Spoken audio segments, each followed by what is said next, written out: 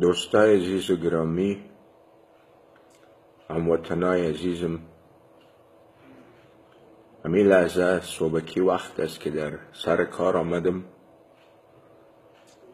و دیدم که در فیسبوک از مرگ قهرمان جنرال رازق شنیدم.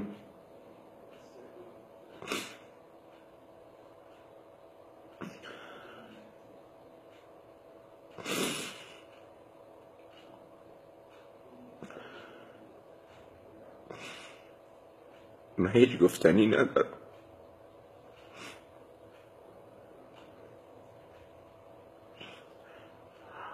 جنرال رازق واقعا که یک قهرمان افغانستان بود.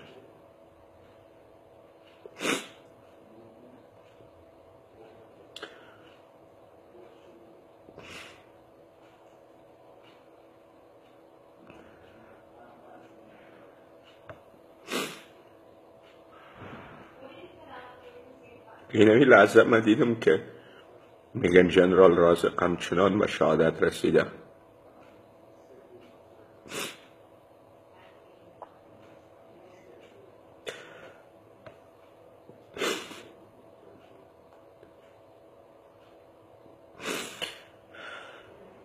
جنرال رازق بر علیه پاکستان بود، بر علیه دشمنای ما و شما بود.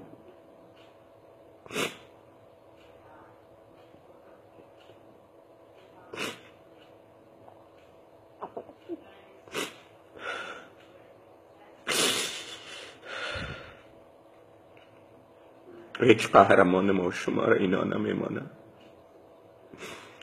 جنرال رازق قلبش بر افغانستان میتپید.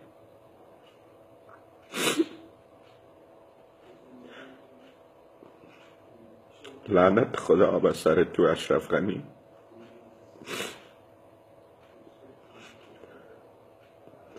گرچه جنرال رازق پیش مردمای دپاس کل تاجیک کل پشتون، یک برادر پشتون ما بود.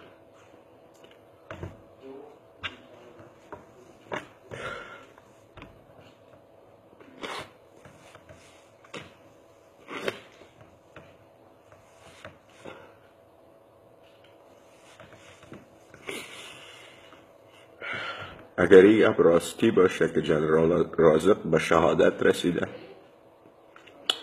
یک ضایعه بسیار بزرگ است بر افغانستان. جنرال رازق قهرمان ملی بود. بعد از آمد چامسو جنرال رازق است.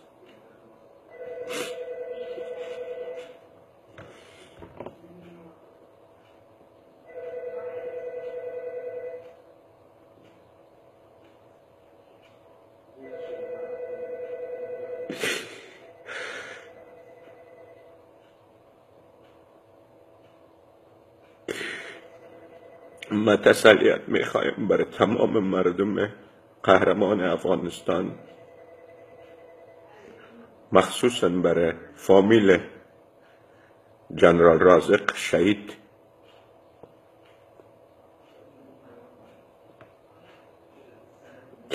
قهرمان افغانستان.